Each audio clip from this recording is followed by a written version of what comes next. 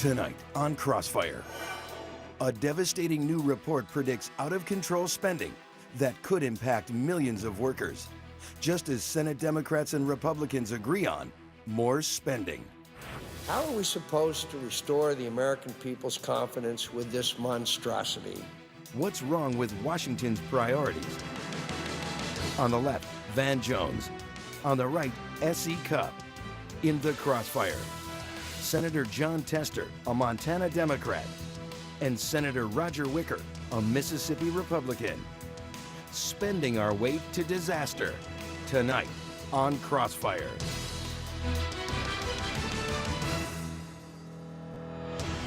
Welcome to Crossfire. I'm Van Jones on the left. I'm S.E. Cupp on the right. We have two senators in the Crossfire tonight.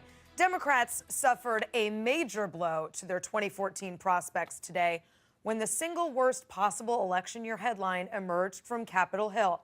A damning report today announcing the Affordable Care Act will reduce full-time employment by the equivalent of about 2.5 million jobs by 2024. Now, there's a lot of back and forth about what's actually in this report, so let me just read it to you. The ACA will reduce the total number of hours worked on net by about 1.5% to 2% from 2017 to 2024, almost entirely because workers will choose to supply less labor given the new taxes and other incentives they will face and the financial benefits some will receive. So, in plain English, Obamacare will disincentivize work. President Obama is desperately trying to distract you from this fact. In a recent Google Hangout, a fry cook named Darnell Summers asked the president about his hours getting cut back because of the Affordable Care Act. Obama's response? Raise the minimum wage. What? What? Someone put those two together for me.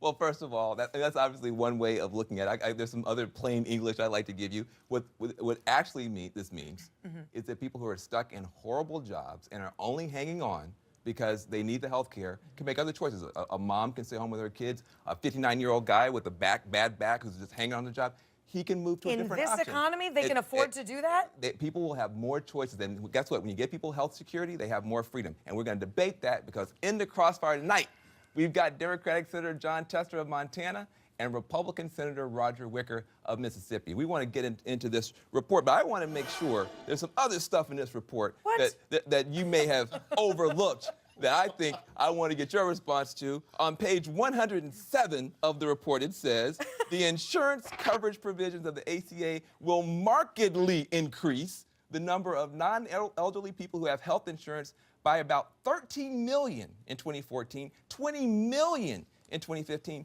and 25 million in each subsequent year through 2024. It says right there. It does, yeah. Now, are you so opposed to this brilliant breakthrough for the American people, you're going to take that health care away from America? Are you talking to me? Yes, I am. I am. Because I'm excited. Okay. We had 30 million people uninsured before Obamacare was passed. When it's all said and done, we're going to have 30 million or more people uncovered. And also I have to say, I know you read the report.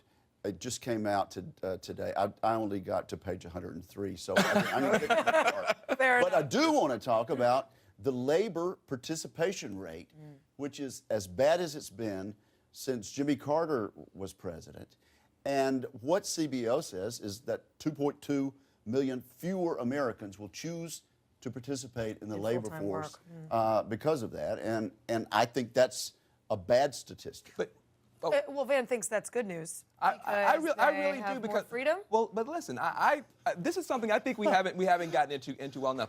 You act like I need to get. Yes, please get Please it. do. The CBO report doesn't say we're going to decrease by $2.4 million. What it's just going to say is not businesses are going to lay people off, but people are going to choose to be able to go to college, get better trained for the workforce, because they're not going to be locked into a job, or if they leave that job, they lose their health care. No one said they're going to be laid off. We were very clear to be explicit about what the CBO But I want to be clear, said. this is about consumer choice. I've got a friend that's had childhood diabetes that is locked into a job, cannot get out of that job. If he leaves that job, he will not have health care in the old system. Now, he's got flexibility. He can be an entrepreneur, start up a new job. He can stay home with the kids, do whatever he wants. Okay, I appreciate it. Thank you, Obamacare. Thank you, It's good for Obamacare. people to be It's good for people to have participating in the labor force. It's good for people. And this is going to reduce that by over. We've got 5 million people who have decided not to look for work, and you think this is by choice, and now they're going to have more choice because of Obamacare? They're going to have flexibility in their lives. They're not going to be locked into a job that if they leave, they could get sick and lose everything they've got. Okay, I appreciate you, Senator Tester and Van Jones, trying to spin the good news out of this terrible report. But this is really the bill that you voted for, the bill that your colleague in Montana, Senator Baucus, called a train wreck. This is something you want to go home to constituents and sell as good news? Absolutely. Okay, good. You take a look at where we were. We were in a situation, and by the way, I was in this situation where I didn't have health insurance. Every pain I got, I thought was something that was going to be terminal, worried about getting an accident on the farm, and would not only lose a lifetime that I have of building wealth, but my folks and my grandparents too. That's not right. This bill gives people flexibility. They can afford to get sick, and that's the bottom line. You know, John, I'm willing to have that debate in this election in November of this year. I think we're having it. And I'm willing to play over and over and over the president saying, if you like your plan, you get to keep it, period. Trust me, we'll hear that a lot. I'm willing to play over and over your majority leader saying Obamacare has been wonderful for Americans. And we'll take this to the American people and see how that works this year. Well, I think you know as well as I do, you know as well as I do that there isn't a campaign that's being run by a Republican out there that they're talking about repealing Obamacare. They're not talking about what they're for. They're talking about repealing Obamacare. Well, that's it. Actually, now at some point in time, people are going to have to start talking about what they're for, what their vision for the country is. Why don't I do that? And the health care is part of the problem that we had in this country. We were losing business because of it. We were having transferred costs. We had rural hospitals, as we talked about last time we were on this show. They were going broke because of it. The system is changing. And if we could get help from the Republicans, we could get it fixed. Okay, I need to move us along because I want to talk about... I got a plan by Burr, Coburn, and Barrasso that I would suggest to you as a much better alternative. Okay, I want to move us along because the other big news today was that the Senate passed a farm bill. I'd like to tell everyone what you guys voted for. A Christmas tree levy, $100 million in syrup promotion, and a study of dried fruits in school lunches.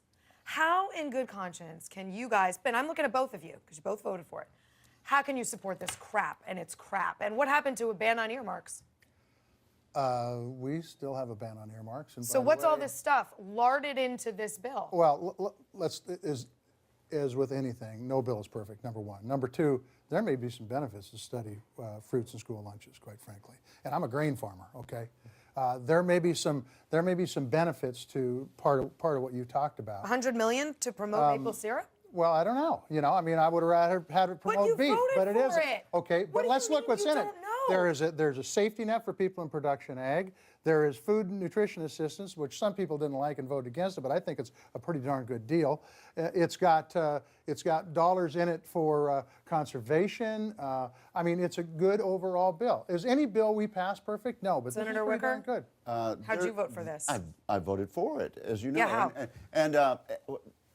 Let me tell you, this has been a debate, farm bill after farm bill after farm bill. The fact is that Americans have the most reasonably priced food and fiber of any people on the face of the earth. And I think the farm program is part of that. I also like the fact that we do reduce food stamp fraud, and we not as much as I wanted to, but we made a stab there. The alternative would have been to go back to an ancient program. Gas prices would have quadrupled at least if we hadn't acted on this. And so I'm glad we came together. It's far from perfect, far from something that I really, really like. But it was a bipartisan accomplishment and needed to be. And I love that word, bipartisan. So do I. Exactly. And part of the thing is you're not going to get a perfect bill, but at least you guys are coming together on some things. We got the farm deal. Let's talk about the next deal, which is the clean debt ceiling that needs to happen so that we don't ruin the full faith and credit of our country. Are you going to support a clean debt deal, or are you going to risk something? I just want to show you some numbers here, by the way. If we do this crazy thing we often do and run all the way up to the wire, the public is saying that they're going to blame GOP in Congress 54% if we crash into this debt ceiling. So given the bipartisan spirit is breaking out with the farm bill, given your belief in bipartisanship, realizing the GOP is going to get blamed, are you going to support a clean vote on the debt ceiling? No. Ah! In a word, no. We need, for one thing, we're not going to have a government shutdown. We're not going to have a default on the United States obligations. But we need to attach something to any debt ceiling bill that actually deals with the debt. Something that helps us slow we'll talk the about growth this a little bit more government. when we get back. But first, we got to take a quick break here. And when we come back, I'm going to tell you how a foreign corporation has duped 3 of the people sitting at this table, not me, when we get back. After this break. That must be me.